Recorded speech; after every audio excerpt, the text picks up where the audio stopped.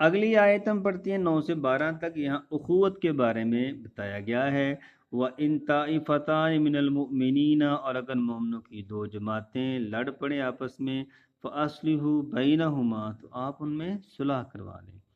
یہاں مومنوں کو بتایا گیا ہے ان کی صلح کے بارے میں کہ لڑائی ہو جاتی ہے، ظاہر ہے جہاں ہم رہتے ہوں تو صلح کروا دی جائے. فَإِن بَغَتْ إِحْدَاهُمَا، اور اگر ایک جماعت دوسری جماعت پر کیا کرے، زیادتی کرے، فَقَاتِلُوا الَّتِي تَبْغِي، تو تم اس کے خلاف لڑو جس نے زیادتی کی ہے، حَتَّى تَفِيَ إِلَىٰ أَمْرِ اللَّهِ، کب تک لڑو، جب تک وہ اللہ کے حکم کی طرف پلٹ نہ آئے. فَإِن فَاءَتْ فَأَصْلِحُوا بَيْنَهُمَا، اگر وہ اللہ کے حکم کی طرف یعنی کہ صلح کی طرف پلٹ آتی ہے تو ان میں صلح کروا دو. فَأَصْلِحُوا، ان میں صلح کروا دو، بالعدل، انصاف کے ساتھ. وَأَقْسِطُوا، انصاف کرو، ان اللہ يُحِبُّ الْمُقْسِطِينَ، بے شک اللہ انصاف کرنے والوں کو پسند کرتا ہے. یہاں ایک ٹاپک ہو گیا. یہاں اخوت کے بارے میں، ٹھیک ہے، اخوت، محبت، بھائی چارہ، اس کے بارے میں ہم نے بحث کرنی ہے. انما المؤمنون اخوہ، بے شک مومن بھائی بھائی ہیں. فاصلحوا بین اخویکم، اپنے بھائیوں میں صلح کروا دو. واتقوا اللہ، اور اللہ سے ڈرو، لعلکم ترحمون، تاکہ تم پر رحم کیا جائے. اچھا، یہ ٹاپک تھا صلح کے حوالے سے، محبت کے حوالے سے، بھائی چارے کے حوالے سے. اب ایک نیا ٹاپک شروع ہوگا کہ معاشرتی برائی جو ہے کہ مذاق اڑایا جاتا ہے ایک دوسرے کا، وہ نہیں کرنا. یا ایھا الذین آمنوا، اے ایمان والو، لا یسخر قوم من قوم، کوئی قوم کسی قوم کا مذاق نہ اڑائے.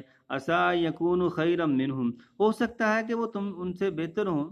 ولا نساء من نساء، اور نہ عورتیں عورتوں کا مذاق اڑائیں. عسیٰ یکن خیرا منہن، ہو سکتا ہے کہ جن کا مذاق اڑایا جا رہا ہے وہ مذاق اڑانے والیوں سے بہتر ہوں. ولا تلمزوا، اور عیب نہ لگاؤ، انفسکم، اپنی جانوں کو. مطلب کہ بنائے چہرے سارے اللہ تعالیٰ نے ہیں اور ہم اس میں نقص نہ نکالے. ولا تنابزوا بالالقاب، اور ایک دوسرے کو برے القابات سے نہ پکارو. بئس الاسم الفسوق، مطلب الٹا نام جو رکھ دیا جاتا ہے نا، بئس الاسم الفسوق، الٹا نام لینا، برا نام لینا، فسق ہے، گناہ ہے، بعد الایمان، ایمان لانے کے بعد. ومن لم یتب، اور جو توبہ نہ کرے، فاولئک هم الظالمون، یہی لوگ ظالم ہیں. آگے ایک اور ٹاپک. یا ایھا الذین آمنوا اجتنبوا کثیرا من الظن، اے ایمان والو بہت زیادہ گمان کرنے سے بچو. ان بعض الظن اسم، بے شک بعض گمان گناہ ہوتے ہیں. ولا تجسسوا، اور جاسوسی نہ کرو. ولا یغتب بعضکم بعضا، اور ایک دوسرے کی غیبت نہ کرو. ایحب احدکم، کیا تم میں سے کوئی پسند کرتا ہے، ان یأکل لحم اخیہ میتا، کہ وہ اپنے مردہ بھائی کا گوشت کھائے. فکرہتموہ، یقیناً تم اپنے مردہ بھائی کا گوشت کھانے کو ناپسند کرو گے. واتقوا اللہ، اور ڈر جاؤ اللہ تعالیٰ سے.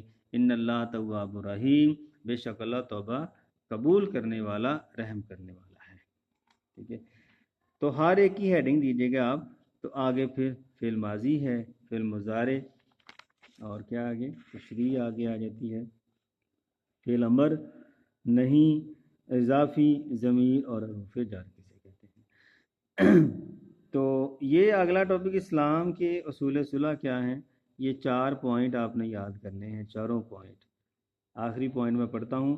اگر باغی فریق صلح پر مادہ ہو تو دونوں کے درمیان انصاف صلح کروا دی جائے. اس آیت کے آخر میں کہا گیا ہے کہ اللہ انصاف کرنے والوں کو پسند کرتا ہے. اخوت کے بارے میں ہے.